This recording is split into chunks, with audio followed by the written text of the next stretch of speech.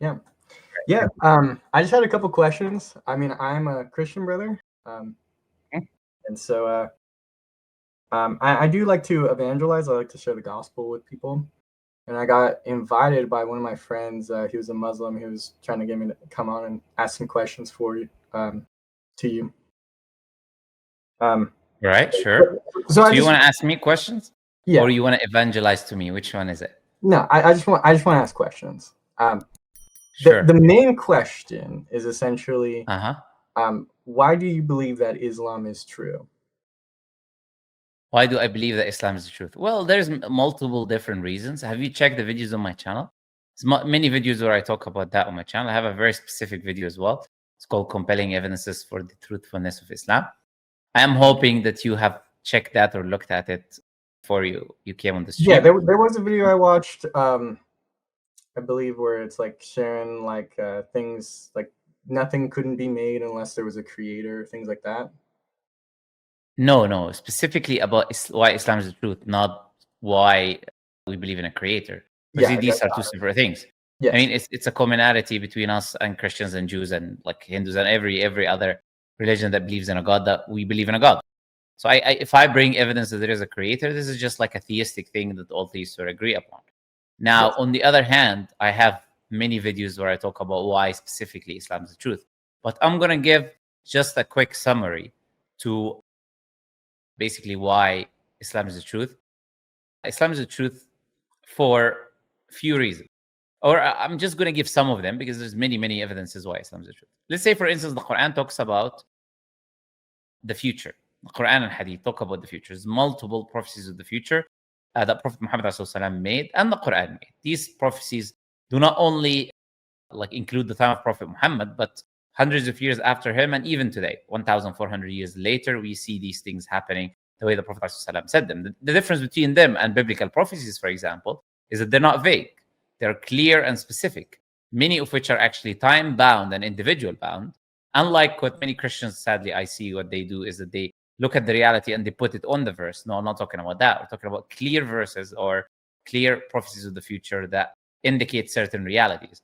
Now, none of the prophecies the Prophet ﷺ made also are false. None of them are false. They're numerous and they're before the time.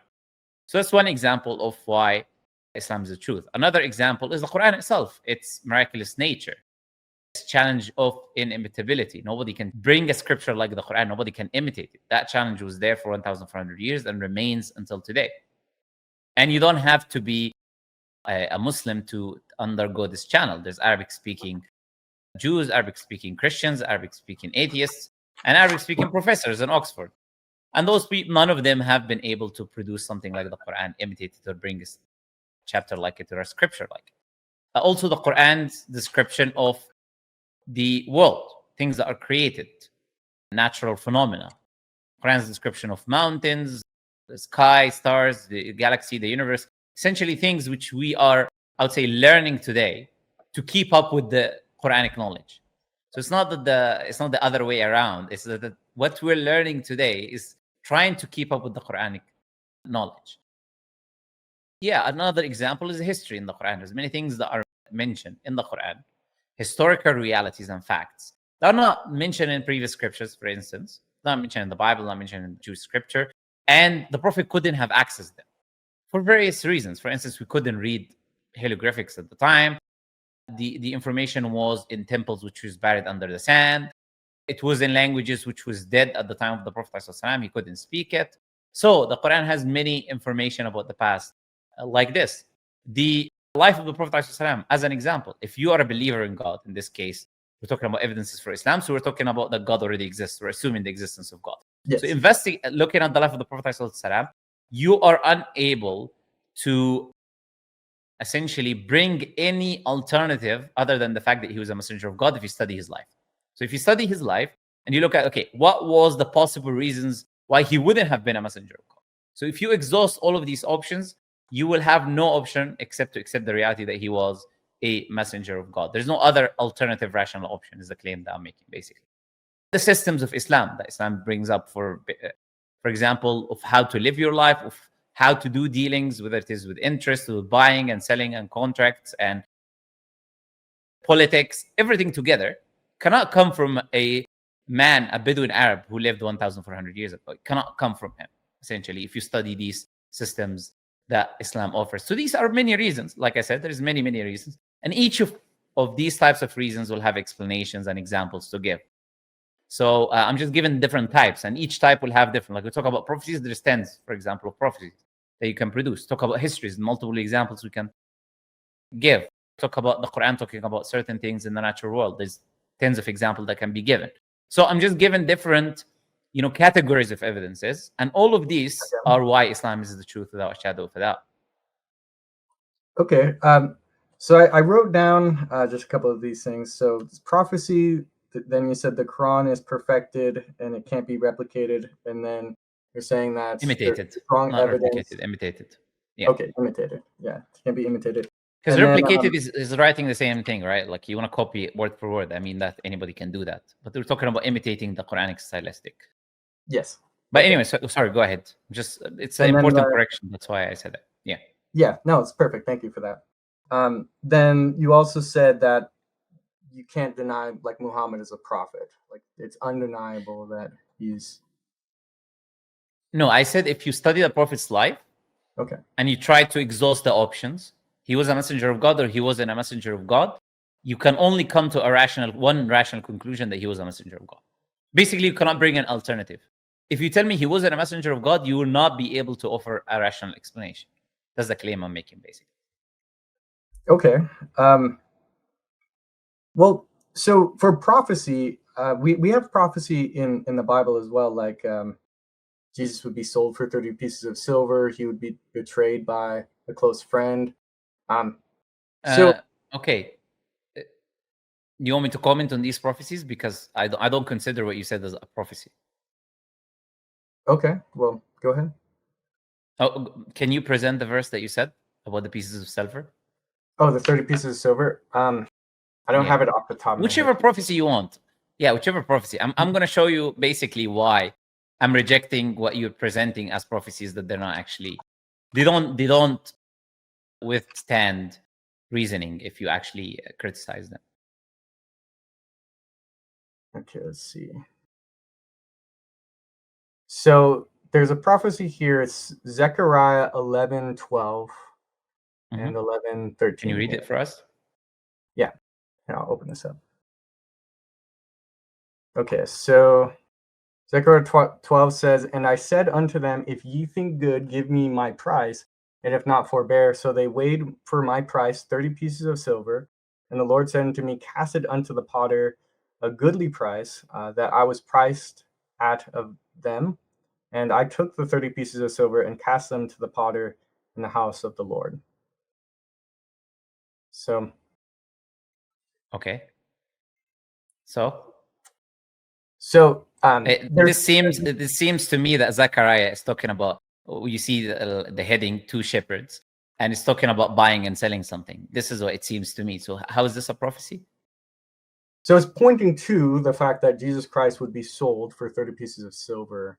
And how did you come to that conclusion? Where does the verse that talks about buying and selling sheep in Zechariah, a prophecy about Jesus being bought and sold, how did you make that connection? Let's see here. Yeah, I mean, I don't have that. It's right at the top of my head here, but no, that's the whole reason I asked you. That is the thing. When I talked about prophecies, I highlighted something when I was speaking. I said, unlike what Christians do, which read something into the text. I don't know if you noticed me saying that or not, but I said it for a reason. Because Christians don't really have any clear prophecies of Jesus. Nothing you can present that can actually and I challenge you, bring me even one prophecy, one clear prophecy about Jesus. You're not going to be able to present it rationally. The minute I criticize it, you're going to realize that you are like essentially presenting something which has nothing to do with the reality. So, well, there's another one here, Isaiah 7:14, that says that Jesus would be born of a virgin. So it says, "Therefore the Lord himself shall give you a sign. Behold, a virgin shall conceive and bear a son, and shall call his name Emmanuel." Sure. Perfect. Okay, I love that. So can you show me where is Jesus called Emmanuel? Who did his mother or anyone ever in the New Testament call Jesus Emmanuel? I want one person. we don't call him Emmanuel. Emmanuel No, is the verse says he shall be called Emmanuel. If I say you will have a son and he will be called Lucas, but nobody calls him Lucas, then we're talking about two different people here. Okay. So Emmanuel is more like a title because it just means the Lord is with us. No, it's not. And my name, Muhammad, means the praised one. It doesn't mean it's not a name. Just because a name has a meaning, it doesn't remove the fact that it's a name. I mean, I know this is how Christians try to like escape the idea, but most of the Hebrew names and the names of prophets have meaning. That doesn't mean anything. Like just because a name has a meaning, it doesn't mean it's not a name. Are there people today called Emmanuel, or do we say that it's not the name because of course, Emmanuel means God? Of course. Yeah, of course. So it's a name. That's not how we interpret it, though. We recognize it to be that. Well, it's not about interpreting. If you present a prophecy, you say, here's a prophecy. The conditions of the prophecy are two: born of a virgin called Emmanuel. Okay, now we need someone who fits that prophecy, being born of a virgin and called Emmanuel. Is there someone who is fitting that prophecy so far? No. I can bring someone who's called Emmanuel. I'll tell you, look, he is fitting the other half of the prophecy. You have someone who's fitting half of the prophecy about being born of a virgin. I have someone who fits the other half called Emmanuel. We need someone that fits the two criteria of the prophecy. Otherwise, you are misrepresenting the prophecy. Do you have other prophecies? I'm happy to hear. Just bring me one prophecy about Jesus. Just one. One is so okay. There's another one here. Let's see. So the prophecies that he would be pierced, or that they would look upon him who's pierced, it goes more into the future in Revelation, where there's talking about the Jews and how they're going to look upon the one who. You realize the revelation is later after Jesus, not before. Yes, but so that's not prophecy. The verb is pierced here, so Jesus was pierced while he was on the cross. Yeah, so talking about something in the past. Yes, exactly. So how's that prophecy? So here in Zechariah, it would have been a prophecy because this is still before Jesus was born, that he would be pierced on the cross. No, you said Revelation. So what does Zechariah say? So in Zechariah, this is Zechariah 12:10. Here it says, "And I will pour upon the house of David and upon the inhabitants of Jerusalem the spirit of grace and of supplications, and they shall look upon me whom they have pierced, and they shall mourn for him as one mourneth for his only son, and shall be in bitterness for him as one that is in bitterness for his firstborn." So Jesus is pierced on the cross, right? Like the nails in his hands and feet, right? I'm sorry, but I want you to listen to what you're saying. Just because the verse mentions the word pierced, you cannot then therefore say, therefore this prophecy is about him. Right now, I'm going to bring someone to pierce me, and then I'm going to say this is a prophecy about me because I was pierced. You see the reasoning. The prophecy is pierced, Jesus is pierced, therefore the prophecy is about him. Like, it doesn't work like that. I'm sorry to say. Look, what's happening, Anthony, is you're just demonstrating what I was telling you. What Christians do, and it's really sad, what many Christians do is they believe something and they impose it on the text. That's why you have the Jewish people. You go to any Jewish person. Is that how you understand it? It's like this. They will tell you this has nothing to do with the description.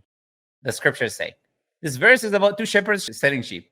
This other verse is specific metaphorical description of God and the issues that happen between God and children of Israel. Look, wherever you go, you realize that these verses have no connection to Jesus. But you'll have the Christians somehow telling us that this is a prophecy. Okay, so you just deny all the prophecy in the Bible? None of this is accurate? I don't deny anything. I make the claim that you don't have anything of substance. And that's why I said, go ahead. If you want to disprove that, you're welcome to show me. I mean, you're not the first Christian that I talk to about prophecies, But like there is no prophecies. And each prophecy that they bring forth, actually, they will always contradict the life of Jesus or contradict something about Jesus, or it will be so general that it can be applied to anyone. Okay. And by the way, we believe Jesus is the Messiah. We believe he can be prophesied by previous prophets. We don't have a problem with that. But you not having evidence and me believing something because of Islam is two separate things. I don't believe it because you can show me prophecies. I believe it because I'm a Muslim. So that's a complete different foundation for my belief. But you on your own, if I wasn't a Muslim, you're not going to be able to present me a single prophecy of Jesus. Oh, Do you know okay. who's prophesied? Do you know who's clearly prophesied in the biblical scriptures today? Well, you're probably gonna say Muhammad. Yeah. I mean, if we cannot find the prophecy about Jesus, but there are prophecies about Prophet Muhammad, even though that scripture's changed. But you can still point out to the coming of Prophet Muhammad in that scripture. Yeah. Well, the Quran says that Muhammad was prophesied, right? In the Not in the Torah. Bible, in the Torah and the Injil, yes. Mhm. The Bible is a separate book, obviously. Torah and the Injil are different things. Yes. Yeah. Okay. So then, what are prophecies in the Quran that you think are super specific and point to? Sure. So the categories of prophecies in Islam are different, many different categories. Some categories will be, for example, about, let's say, nations that Islam will spread in. Some prophecies will be about specific individuals. Some prophecies will be about developments that will happen. Some prophecies will be specifically about the geology of the earth and how it will change and stuff like that. I'll give you a few examples. So, for instance, Prophet Muhammad ﷺ said that you will see the deserts of Arabia returning to being meadows and rivers. Now, there's two things actually here being mentioned, not one. Prophet is making two claims. Claim number one, that it used to be meadows and rivers.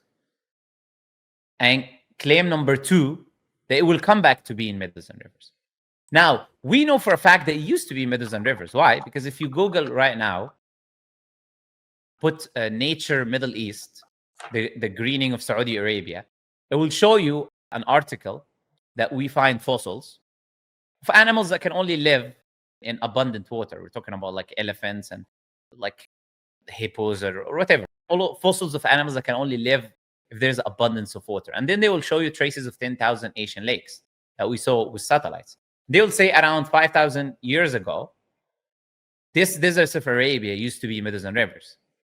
So Prophet Muhammad didn't have a satellite to look at the, obviously, the 10,000 ancient lakes or to check the fossils of which animal they are or whatever. He didn't have access to any of these things, but he made that claim and it's accurate.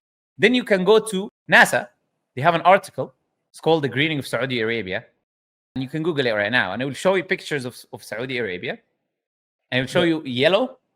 And it's turning green from 1960 or 70 or whatever till today. It's completely turning green. How is this happening? It's happening, of course, but many factors. Some people tell you global warming, other factors. Technology, we're able to access the water deep within the earth. Technology, like they're actually carrying mountains of ice from the North Pole or whatever and bringing it to the deserts of Arabia. Things which were impossible to happen in the past, but they are happening today, which are all fulfilling this prophecy of Prophet Muhammad. For instance, like I said, nations that will become Muslim. Prophet Muhammad named where Islam will spread by definition. So Prophet Muhammad said that Islam will enter Egypt specifically. He said Iraq specifically. He said Sham, which is Palestine, Lebanon, Syria, Jordan. He said India and Pakistan. He said Constantinople specifically, which is Turkey, present-day Turkey. And he said that you will overcome the Roman and Persian Empire. Muslims will overcome the Roman and Persian Empire. That's exactly what happened. He said that the Persian king in that region and the Roman king in that region, when they're defeated, they will be the last one. When they die, they will be the last one in that region. And that's what happened historically. He said there will be no more Caesar, basically, after that one, in that specific region when he's defeated. And about also Kurusu or whatever, however you pronounce his name, of the Persian king. They will be the last one. And this is what happened exactly historically. There are prophecies of Prophet Muhammad that we can see happening today. So Prophet Muhammad talked about the widespread of sexual immorality that will happen in the end of times. And then he said, when that happens, new diseases will emerge that didn't exist in the ancestors of the people. So now you can talk about monkeypox and all of these new STDs that didn't exist, that are new advent because of sexual immorality that we are engaging in and spreading. These are all fulfillment of the prophecy of Prophet Muhammad that he's saying. Now, there are many prophecies of Prophet made about specific individuals. So that there was an individual who's called Suraq ibn Malik, and he was essentially trying to kill the Prophet. He was a bounty hunter. And when the Prophet left Mecca to Medina, they sent him after the Prophet. And then when he was about to capture the Prophet, something happened and he couldn't. Basically, his horse kept sinking in the sand. A miraculous act. He realized there's something about this man, essentially. He's not just a normal human being. But then the Prophet made a prophecy about him specifically. He said that he will hold the bracelets of the Persian king. Now, some people cannot understand how magnificent this prophecy is, because it's like me talking to like some guy in the, Eskimos or whatever, and I'm telling him you will sit in the chair of Trump or something. The Persian king was the strongest man on earth at the time, right? And this is just a Bedouin bounty hunter in the deserts of Arabia. And the Prophet is telling him you will hold those bracelets in your hand. And that exactly happened the way the Prophet ﷺ foretold it. Now, that Suraqa ibn Malik, he became a Muslim. He fought with Muslims. Prophet ﷺ passed away. He didn't die. He could have died with diseases, could have died in any of the battle. He remained alive. The first Caliph of Islam, Abu Bakr as-Siddiq, took the leadership, and he remained alive. He fought with the Muslims, nothing. Then the second Caliph of Islam, Umar al-Khattab, his time came, and Muslims conquered Persia. And then the bracelets was given to him, and he wore the bracelets in his hand, as the Prophet ﷺ foretold that he will. And this is specific, very specific prophecy about a very specific individual. There's so many things that can go wrong. Obviously, the most important is that we don't overcome the Persian Empire, which is the strongest empire anyways. But other examples, like I said, is in relation to the guy himself. He could die of disease, he could die in battle, he could die in many, many other ways. So like I said, the prophecies are many, and they talk about different things. But the common factor between all of them that is specific, like I'm giving you examples, and they all happen the way the Prophet ﷺ said that they will happen. Yeah, and if you want more, I'm happy to give you more. It's a very easy thing to do. Yeah, well, those are interesting. I haven't heard about those ones specifically. The Egypt one is interesting to me. The one of the ones I want to ask you about. So there's supposed to be like Muhammad's supposed to split the moon in half at some point. I don't remember what where he does that, but yeah. So that's not a prophecy. That's obviously like you can say a miraculous act Prophet ﷺ did. Yeah, like we say Jesus walking in water or multiplying food or whatever. Prophet ﷺ did many of these things as well when he was alive, and his people witnessed. Now, one of those things is the splitting of the moon, but it's not the Prophet splits the moon, it's God splitting the moon. We don't believe Prophet Muhammad himself is the one who split the moon. We believe this. All the miraculous acts is happening by God. God is the one doing the acts. Just like when Jesus was doing something, it wasn't him, it was God doing the acts. Jesus had no power on his own to do anything. He was a human being. So the disbelievers of Quraysh were shown a sign by Prophet Muhammad ﷺ, and they were eyewitnesses to it, believers and disbelievers. We have multiple narrations about this, is that basically the moon was parted into two pieces, and then Allah rejoined it after as a sign for those people to see, to believe. And the Quran mentions that in Surah Al-Qamar, in the chapter Al-Qamar, where it says that the day of judgment has come near and the moon has split. And then it talks about the disbelievers. If they see a sign, they turn away and they say magic.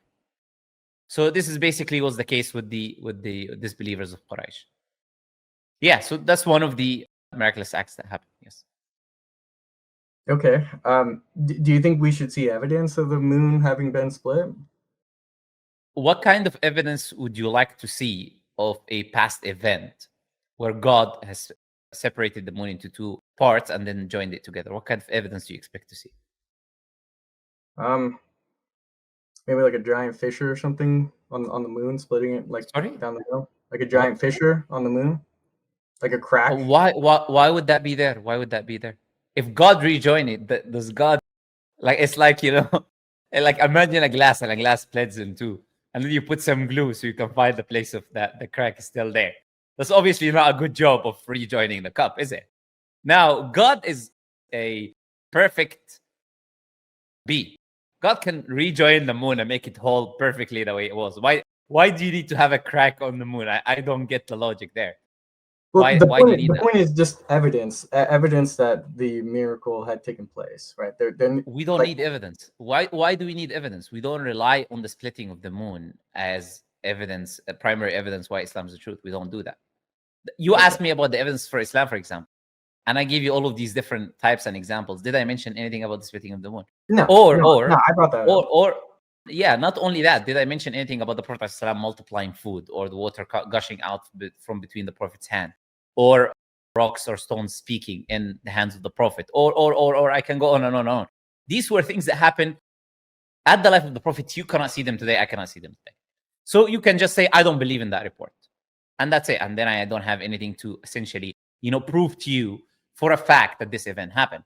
However, the other prophecies I'm giving you, these are historical realities that I can demonstrate, and you cannot argue back against them, if that makes sense. So they're objective in that case. That's why if a Christian comes to me and says, Jesus is God because he's resurrected, you cannot prove that. Sorry to say, you can say that all you want, but you cannot prove that he's resurrected. You cannot say Jesus was God because he multiplied food. You cannot say Jesus was God because he turned water into wine, or whatever miracle you want to talk about. These are all accounts that you cannot prove them to me today or demonstrate them to me to prove that Jesus is actually from God or God. Okay. So, well, I guess the only other point was because you were saying that, like Muhammad, it's undeniable that he's a prophet, or like it's. I'm saying you cannot give me another. I'm going to repeat it again in a simple way. You cannot give me any rational alternative. If you study the Prophet's life, you cannot give me another rational alternative other than the fact that he was a messenger of God. If you say he wasn't a messenger, you have to give me a rational case after studying his life. Meaning, why would he be doing what he was doing if he wasn't a messenger of God? If that makes sense. Okay. Well, I think one of the main things about a prophet is that they perform miracles, right? So. Sure. And I was just talking to you about the prophesying miracles of the things Prophet Muhammad, such as the prophecies of the Prophet Muhammad, such as the information of the past of the Prophet Muhammad, such as the Quran, which is a living miracle till the end of time. I mean, such as all of the information about the life that we are studying and looking at. All of these are the evidences I'm giving you. All of these are miracles by definition. So the Quran itself is a miracle to you. Quran is the biggest miracle, of course. Okay. So how do we know? I was just telling you why is the miracle. I was just giving you the reasons why is the miracle. Yeah. I'm going to ask the question, like, can any human being tell you the future, foretell you the future exactly the way it happened, specifically the way the Prophet did? The way if that he Muhammad wasn't from God. Yeah. Can any human being tell you the future specifically and clearly and make tens of prophecies, all of them are accurate? If he wasn't sent by God, if this information doesn't come from God, can human beings do it on their own? Is that possible? Well, no. That's part of the way that we recognize prophets. In Deuteronomy 18, it tells us that if a prophet says something that doesn't come to pass, he's not a prophet. So all of the things that prophets say has to come to pass. Yeah, precisely. So that's the point I was making about Prophet Muhammad being a prophet. This is the miracles. This is one example of a miracle. Yes. Yeah. Okay. What was I going to say? I had another question for you. So evidence does not only need to be a miracle. So that's the claim I was making. We can also use our God-given common sense and rationality to come to a conclusion that something is true. Do you disagree with that? That we can use our rational thinking? Of course, we can use our rational thinking to try to. And common sense. Yeah. Yeah. So the example I was making, or the argument I was making, is using rationality and common sense. You cannot deny the fact that Prophet Muhammad was a prophet of God after studying his life. That's the point I was making, basically. Yes. You cannot come with another alternative. You cannot claim he was doing it for money. You cannot claim he was doing it for worldly things. You cannot claim he was lying. You cannot claim he was delusional, or any of these things. If you study his life is already refuting all of these things. Does that make sense? So if you want to say he isn't a messenger of God and you believe in God, and he came and he told people to worship God alone, and he told people to give charity, and he told people to believe in Jesus and Moses and Noah, and that Satan is your enemy, and all of these things, you're going to have to tell me, why was he doing that? You're going to have to give me a rational reason, an explanation to why would he be doing that if he wasn't a messenger of God, if that makes sense. And why would God allow him, of course, to continue in doing that as well? Because God exposes false prophets. Yeah, you're right. Yeah, he exposes liars. Yeah. So, well, I guess some things I've heard is that Muhammad, like, he describes how if he was not a real messenger of God, that he would be striked in his aorta. And then there's a verse in I believe it's the Hadith, where he's dying, and then when he's dying, Okay. he says he feels as though his aorta has been severed or cut, something like that. Sure. So that's completely inaccurate in every way. That's what I can say. First, it's not that Prophet Muhammad describes, it's Allah in the Quran saying. Allah says in the Quran, وَلَوْ Okay. تَقَوَّلَ عَلَيْنَا. I'm going to tell you the verse now, and I'm going to tell you how ridiculous this argument is. Allah says in the Quran, وَلَوْ تَقَوَّلَ عَلَيْنَا بَعْضَ الْأَقَاوِيلِ. If the Prophet Muhammad ﷺ were to make up some stories about us, lie basically about God, if you were to fabricate certain things, لَأَخَذْنَا مِنْهُ بِالْيَمِينِ. We will seize him by his right hand, meaning we will take his life.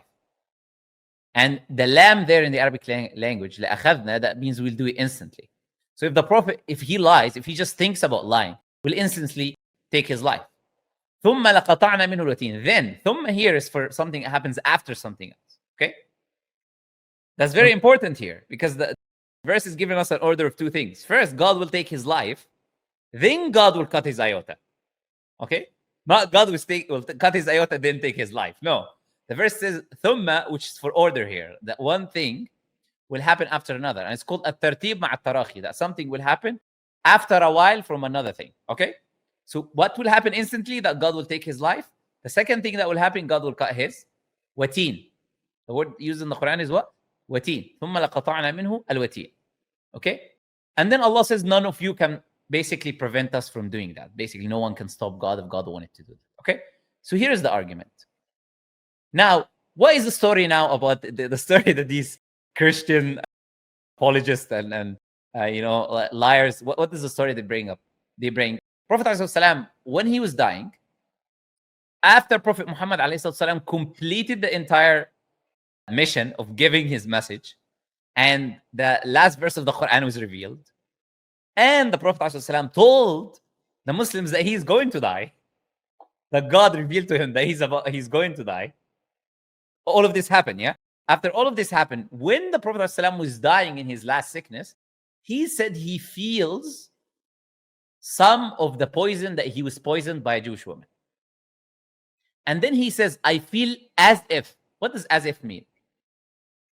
It's like, it feels like something's happening. Yeah. It's Does not it mean an that? accurate depiction. Does it mean that something is happening? Does that mean that thing is happening? Okay. No. So then he said, as if my pbuh, which is not the wateen, these are two different veins, are being separate. So he doesn't not say the same vein, he says a different one, but he doesn't only not say a different one, but he also says that as if is being separate. He doesn't say it is being separate. He says as if it's being separate. Okay? Then the Prophet refers to that poison. Do you know what that poison is? That poison happened to the Prophet ﷺ in the year of Khaybar. So that was, let's say, 7 AH. So let's say 3 to 4 years before the death of the Prophet. There was a Jewish woman that said that if I'm going to poison this man, and if he's a true messenger of God, he wouldn't die. Okay? So she came and she brought food with poison. Prophet ﷺ was there and his companion was there. His companion ate and he died instantly. Because it's poison. He ate from the food and he died instantly. Then the Prophet ﷺ, the meat itself informed the Prophet, which was a miracle, that the meat is poison. Then the Prophet ﷺ asked her why she did that. Then she admitted, she said, obviously, she was testing the Prophet ﷺ if he was a messenger of God. So he's referring to that poison because the Prophet ate from it first. But he didn't die. Like the companion that died. So that's another miracle. So you have two miracles there. in that report alone. And the Prophet didn't die. So he was referring that he still feels, when he's dying already, is his sickness of his death anyways, he completed the message. Now, the verse says what? If the Prophet were to make anything about us up, God will kill him. God is not going to wait until he delivers the entire message and then say to the people, okay, I'm dying. And the last verse of the Quran is revealed. That you see how ridiculous the argument is when you break it down, basically, the argument that these people are making. It's all you need to do is just to read. To read the argument itself, to read the verses of the Quran, to read the actual events, and you realize how these two things have no relation to one another, essentially. Yeah. Okay. So you said the words in Arabic, it was atween, and then what was the other one for the wateen, and abhar. Wateen and abhar. Okay. I mean, like I said, it doesn't matter, even if it's the same word. Let's assume it was wateen in both of them. It's not wateen, but let's assume it's wateen. How does the argument hold? The argument doesn't hold still. Doesn't matter. Because the Prophet completed his message. This was not that after he lied, God took his life and then severed his iota. That didn't happen. And the Prophet said, as if. He didn't say it's happening. He said, as if. So I'm saying, even if it was the wateen, you have no argument, basically. Like, whichever way you want to look at it, there's no argument there. Okay. So let's see here. So do you defend Aisha as well, like the Prophet's relationship? Okay, before you bring up like or regurgitate all of these like claims about Islam or whatever, which or answered a million times, you asked me an important question first. You asked me for the evidences for Islam being the truth, and I presented you evidences for Islam being the truth. Now, my question to you will be, before we go into the same question that every like Christian asks 24/7, is like day and night, they're sleeping and waking up asking the same thing about Aisha. Like it's like I don't know, it's like it's their daily reminder. Aisha 24/7. And we answered that a million times. Like it doesn't work anymore. You gotta come up with something new. We've already talked about that a billion times before. So now, what prevents you now from accepting the evidences that it's been established to you that Prophet Muhammad is a messenger of God? Well, for me, I have a personal encounter with Christ, so I'm a little bit different in the way that I perceive these things because of my own personal experience, right? You realize that your own personal experience does not negate the fact that the evidence of Islam makes it true. No, it's completely irrelevant. From the way that I view it, the story of Muhammad encountering the angel in the mountain, and like that's like the piece that I genuinely care about. If like Islam was true, that Muhammad actually has to receive true divine revelation from God, and so the stories of angels in the past are generally that people start to worship them, or the angel says like, do not be afraid. But then in Muhammad's story in the hadith, it's like that's not true. Well, but let's assume that was true. That's not true at all. But let's assume that was true actually, and that was the case. Does that negate the fact that Prophet Muhammad presented evidence that he's prophet of God? If he presented evidence that he was a prophet of God, why does it matter if an angel did something new in this encounter? How does that change the fact that he's a prophet of God? Well, that to me, if it has to be, that has to be true. Like he actually has to have that encounter, because if it's not actually with a genuine, the evidence that he had the encounter is what I was telling you: the prophecies of the future, the knowledge about the history, the knowledge about the what God created, the earth, the moon, the stars, all of these things. So all of these things are mentioned in the Quran and in the Hadith are the evidence. So that proves the encounter by default. Because if he didn't have the encounter, he wouldn't be able to bring these things. Like it's as simple as that. If this encounter wasn't true, that he didn't have divine revelation, he wouldn't be able to bring divine knowledge. So if there is divine knowledge, we've already established the encounter is true. Yeah, well, I guess I'm on the camp similar to your kind of points with the Bible. Is essentially the prophecies are quite vague. Okay. So go ahead, tell me which prophecy is vague. Give me an example. Which prophecy is vague? Yeah, with the ones I gave you, which one is vague? Or in general, which one is vague? There's the one where it's like they're supposed to be building the towers in the desert. That one always. Did I say anything about towers in the desert? No. But you said I can. So let's stick to what I said. I give you multiple examples of prophecies that are not about towers in the desert, and there are tens and tens more. So assuming there is a prophecy about towers in the desert that you think is vague, it doesn't change the fact that there's tens of others that are clear. How does that doesn't change the argument at all? Well, all of the prophecies have to be essentially true. They all have to come true. They all have to be real, right? For the prophet to be a true prophet. Yeah, they have to be real, but nobody says that every single one of them has to be explicit, clear in every way. It can be clear and it can be true, but to you, from your own personal subjective idea in this case, but you think it's not clear. It doesn't change the fact that all of the other ones are true. Okay. And since you care about vague, then how do you believe in Jesus when there's not a single prophecy about him in the Old Testament? Would I literally just give you tens of prophecies that are clear, or multiple prophecies that are clear, and I can give tens? Yes. I guess ones for or me not at vague ones. least, like I said, the personal experience kind of does give a lot more openness. Even though after I had my personal experience, I didn't actually fully accept Christ immediately. It was after that when I came to Christ. Did you know the Hindu who had a personal experience with the cow and the cow dung? He had his own personal experience as well. Why don't you follow Hinduism? Well, of course, I think personal experience is not. His personal experience was if he eats cow dung, it will cure cancer.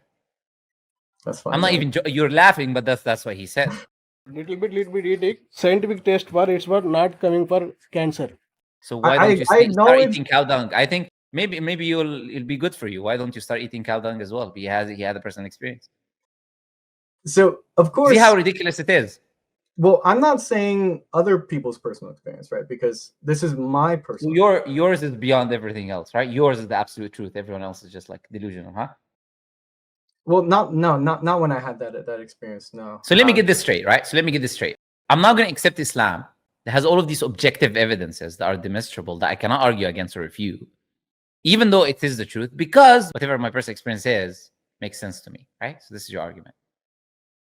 Well, yeah, that's a subjective view on it, and I acknowledge that that's not that doesn't necessarily make true, right? Like just because I had a personal experience doesn't necessarily make true, but it feels very, very true to me, right? That's the point essentially. So I used to suffer from like really severe depression, anxiety, and stuff. Yeah, like that. sorry, I'm sorry to say not the full experience, because it's always the same story about you being depressed and being a drug addict and being a murderer or a rapist or whatever. I'm not saying you. This is the usual story. Whatever the crimes that you did, Jesus comes in your dream, and then you feel this peace, and then you believe in Jesus. Is that what happened? Essentially, yeah. Thank you. So I don't know you, I never met you in my life, but you guys need a new script, because you always repeat the same script, and for some reason, like, you really need a new script because it doesn't work anymore. You know, look, I have a good imagination. If you guys need me, I'll write you like some nice script, like about a new way of like how he came to the truth, other than the usual kind of story, right?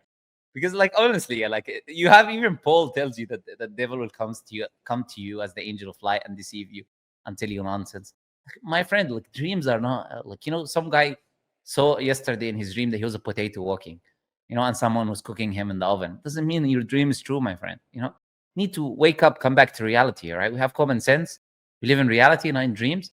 So I'm trying to like help you here by give you evidences, and sometimes you have to make fun of little ridiculous concepts to try to kind of wake you up. It's not that the point is not to make fun of you, it's to make you understand how ridiculous statements that you're making are, because you could be so delusional that you're so infatuated with something that you need other people to kind of make you realize that you're not on the same reality as everyone else. When someone is delusional, he believes something is true contrary to the evidence that it is. So you need a reality check from people around you to wake you up a little bit. That's not the case. This is not true. And come back to reality, please. Because person can see in his dream that the Antichrist is God, and he starts worshiping him. Another person, he says his grandfather is God, and then he says, I'm going to worship my grandfather because he came to me in a dream and I felt peace. It doesn't change anything. I'll give you 1,000 videos of people who say, I saw Prophet Muhammad in my dream and I felt this way and this happened and that happened. How does that make Islam true? I agree with you. I'm not disagreeing with the point that you're making. I think you make a very valid point. I think it's funny that someone would want to worship cow poop, right? So the personal experience, I think for the individual is going to be just different. It holds more weight, right? It holds more weight on an individual scale versus like everybody else, right? That's why it doesn't. Yeah, it doesn't but really why do you think? Do you think it's okay for me to make fun of your personal experience? It's okay for you to make fun of my personal experience? Yeah. Do you think I should be making fun of your personal experience? That's a good question. I think that, I mean, if it sounds like crazy, but then you can also say, well, you can't really deny people's personal experience, right? You can't really deny it, but you can, I guess you can. No, you can rationalize that the personal experience is, number one, not evidence.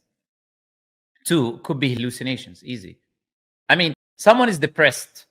So you're from a Christian background, or you grew up in a Christian society or whatever, right? And then what happens? You're in a very bad stage in life. You're depressed, whatever. And then you dream about something. You wanna find a connection with God. So the first thing you think about is what you've been taught with your parents. Doesn't mean it's the truth. Doesn't make it true. Your brain trying to bring you a sense of hope, trying to take you out of this state of depression and sadness that you're in. So it's showing you something. Doesn't make it real. Yes. Yeah. I'm not disagreeing with what you're saying. When I saw that I was flying in the air and like beams are coming out of my eyes, and I was in the sky, moving around in my dream. Is that real?